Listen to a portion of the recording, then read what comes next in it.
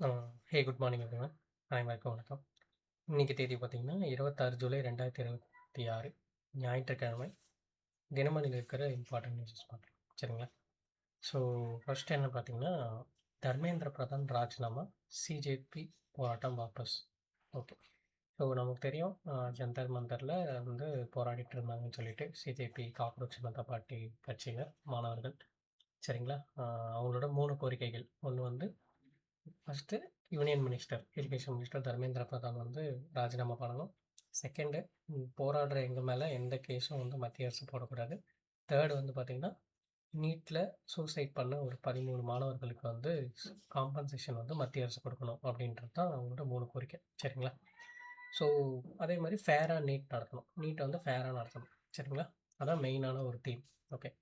So இப்போது இந்த போராட்டம் வந்து ஒரு 26, 27 நாட்களாக நடந்துகிட்ருக்கு. அதனுடைய விளைவாக பார்த்தீங்கன்னா, தர்மேந்திர பிரதான் நேற்று வந்து ஒரு ராஜினாமா கடிதத்தை பிரதமர் மோடி அவர்களுக்கு அனுப்பிச்சிருக்காரு. சரியா? அது அப்புறம் குடியரசுத் தலைவருக்கு போச்சு. சரிங்களா? ஸோ இதான் நடந்துச்சு நேற்று. அதான் இங்கே ஓவர்வியூவாக கொடுத்துருக்காங்க. ஸோ நேற்று அவர் சொன்ன உடனே ஒரு ஈவினிங்காக இந்த விஷயம் நடந்துச்சு. ஸோ நேற்று ஃபுல்லாக ஒரே ஆர்ப்பரிப்பு தான் அங்கே. சரிங்களா? சிஜேபியோட தலைவராக இருக்கக்கூடிய அந்த அப்ஜித் அவர் என்ன சொல்லியிருக்காருன்னா, இது வந்து ஒரு ஒரு தொடக்கம் தான், ஒரு ஆரம்பம் தான் அப்படின்றத சொல்லியிருக்காரு. சரிங்களா? ஓகே. அடுத்து பார்த்தீங்கன்னா, இந்த மத்திய கல்வி அமைச்சராக இப்போ இல்லை யாரும் இல்லை. ஸோ அதனால் பிரகலாத் ஜோஷி, அதாவது நுகர்வோர் துறை அமைச்சராக இருக்கக்கூடிய பிரகலாத் ஜோஷிக்கு இந்த கல்வித்துறை வந்து கூடுதலாக பார்த்து கவனிங்கன்ற மாதிரி சொல்லியிருக்காங்க. சரிங்களா? ஓகே. சரி, அடுத்து வந்தோம்னா, இன்னைக்கு சண்டே நியூஸ் பேப்பர் பெரிய அளவு செய்திகள் இல்லை. ஓகே. ஸோ அதான் இங்கே தர்மேந்திர பிரதான் ஏன் பதவி விலகினார் அப்படின்றத அவர் ஒரு லெட்டராக வந்து அதை போஸ்ட் பண்ணினார். ஸோ அதில் என்ன இருக்குன்றதை இங்கே கொடுத்துருக்காங்க. சரிங்களா? ஸோ நான் ஒரு கடைசியாக என்ன சொல்கிறேன்னா, இளைஞர்கள் சக்தி வந்து ஒரு நாட்டிலேயே மிகப்பெரிய சக்தி. ஸோ அதுக்கு வந்து தலை வணங்கி தான் போகணும் அப்படின்ற மாதிரி சொல்லியிருக்காரு. சரிங்களா? ஸோ இவர் வந்து ஒரு பெரிய ஒரு ஆள் தான். லைக் பாஜகவில் இருக்கக்கூடிய ஒரு முக்கிய பிரமுகர்கள்ல இவரையும் ஒருத்தர். நிறைய துறைகளில் வகிச்சிருக்காரு. நிறைய வாட்டி ஜெயிச்சிருக்காரு. நிறைய தேர்தல் பரப்புரையாளராக இருந்திருக்காரு ஒரு மாநிலத்திலையும். ஓகே. ஸோ அதான். சரிங்களா? ஓகே. ஸோ நிறைய திட்டங்களை செயல்படுத்த ஒரு முக்கிய புள்ளியாக இருந்திருக்காரு. ஸோ இவர் இப்போ ராஜினாமா பண்ணியிருக்கிறது ஒரு பின்னடைவாக தான் பார்க்குறாங்க. ஓகே. சரி, அடுத்து வந்தோம்னா, இங்கே ஒரு நீட் பற்றி ஒரு சாதக பாதகங்கள் மாற்றுத் தேர்வுகள் அப்படின்னு சொல்லிட்டு ஒரு ஸ்பெஷல் நியூஸ் ஒன்று கொடுத்துருக்காங்க. ஒரு டைம் இருந்தால் ஜஸ்ட் ரீட் பண்ணி பாருங்கள். ஓகே. ஸோ இங்கே சிம்பிளாக கொடுத்துருக்காங்க. நாடு முழுவதும் ஒரே தரநிலை. அதாவது நீட் இஷ்யூ பேசிக்காக என்ன, ஸ்டேட் போர்டில் படிக்கிற மாணவர்கள் சென்ட்ரல் என்சிஆர்டியில் அவங்களால காம்படிட் பண்ண முடியல. அதான். ஸோ அப்போது நாடு முழுவதும் ஒரே ஒரு இதுவாக கொண்டு வாங்க, ஒரே ஒரு சிலபஸாக கொண்டு வந்து அதை படிக்க வைங்க. அதான் முதல் தீர்வாக சொல்கிறாங்க.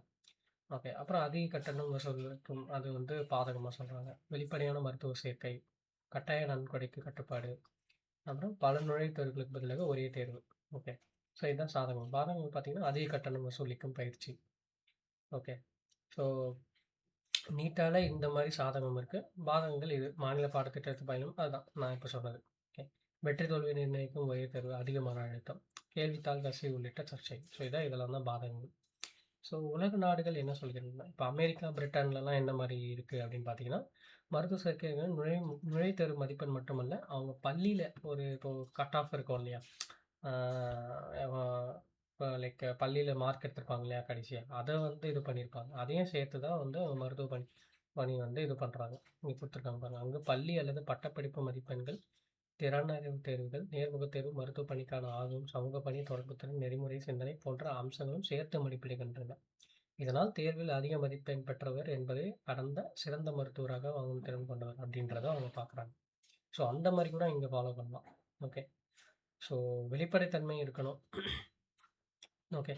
ஸோ இப்போ தர்மேந்திர பிரதான் அவருடைய ராஜினாமா கடிதத்தில் கூட என்ன சொல்கிறாங்கன்னா, நாங்கள் வந்து ரிஃபார்ம் பண்ணுறோம். ரிஃபார்மில் 2027 நாங்கள் கம்ப்ளீட்டாக ஆன்லைனில் பண்ண போகிறோம் அப்படின்றத சொல்லியிருக்காரு.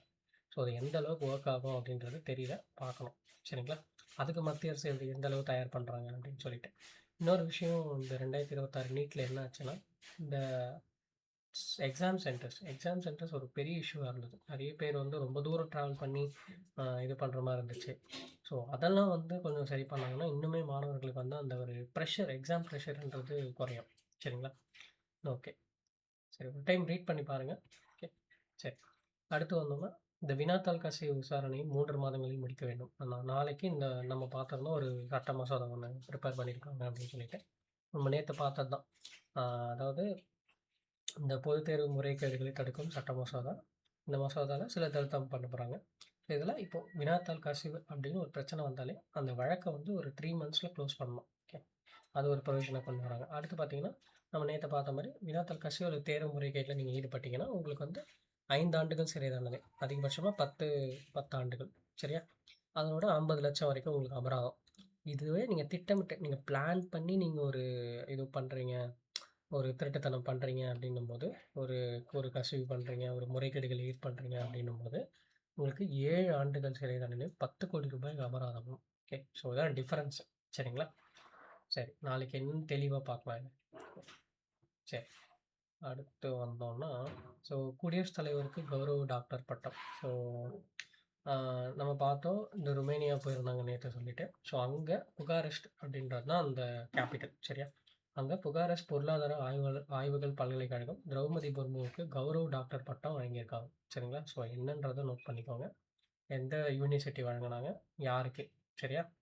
ஸோ இது அவங்க என்ன பேசியிருக்காங்க அப்படின்னா, அந்த பட்டம் வாங்குனதுக்கப்புறம் 1926 நவம்பர் மாதம் வந்து இங்க ரவீந்திரநாத் தாகூர் வந்து இங்க இந்த தேசிய அரங்குல, இந்த பல்கலைக்கழகத்தில பேசியிருக்காரு அப்படின்னு சொல்லியிருக்காங்க. சரியா? ஸோ அதையும் நோட் பண்ணி வச்சுக்கோங்க. ஓகே. யாரு போய் அங்க பேசினா அப்படின்றத கூட கேட்கலாம். சரியா? சரி. அடுத்து பார்த்தீங்கன்னா, யுனெஸ்கோ பாரம்பரிய சின்னங்கள் பட்டியலில் சார்நாத் பௌத்த தலம். ஓகே. ஸோ நமக்கு தெரியும் வேர்ல்ட் ஹெரிடேஜ் சைட்ஸ் 44 இருந்துச்சு. இது வந்து 45த் சைட்டா இப்போ சேர்த்துருக்காங்க. சார்நாத். உத்தரப்பிரதேசத்தில இருக்கக்கூடிய சார்நாத் புத்தா டெம்பிள். சரிங்களா? ஸோ அத வந்து இப்போ சேர்த்துருக்காங்க. இது நேத்து வந்து பார்த்தீங்கன்னா, இந்த தென்கொரியா பூசான்ல வந்து இந்த யுனெஸ்கோவோட அந்த ஒரு கூட்டம் ஒண்ணு நடைபெற்றுச்சு. ஸோ அதில வந்து இத வந்து சேர்த்துருக்காங்க. சேர்த்து பட்டியலிட்டுருக்காங்க. அந்த அறிவிப்பாவும் வெளியிட்டிருக்காங்க. சரிங்களா? ஓகே. ஸோ அந்த 44 சைட்ஸ் என்னென்னன்றத ஞாபகம் வச்சுக்கோங்க. தாஜ்மஹால் இருக்கும். போன வருஷம் வந்து இந்த மகாராஷ்டிரால ஒரு லேண்ட்ஸ்கேப்ப சேர்த்தாங்க. ஓகே. அது மாரி அஜந்தா கேவ்ஸு, எல்லோரா கேவ்ஸ் அந்த மாரி நெறைய இருக்கு. ஸோ 44யும் கூகுள்ல தேடி மனப்பாடம் பண்ணி வச்சுக்கோங்க. கண்டிப்பா இது ரிஃப்ளெக்ட் ஆக வாய்ப்பு இருக்கு. சரியா? ஸோ இதோட ஸ்பெசிஃபிகேஷன்ஸே என்னன்னு பார்த்து வச்சுக்கோங்க. அசர்ஷன்ஸ் ரீசன்ல கேட்கலாம். சரிங்களா? ஓகே. கடைசியா வந்தோம்னா, நான் வேற எதுவும் பெருசா செய்திகள் இல்ல. நம்ம நாளைக்கு செய்தித்தாள் வாசிப்போம் சந்திக்கலாம். Thank you.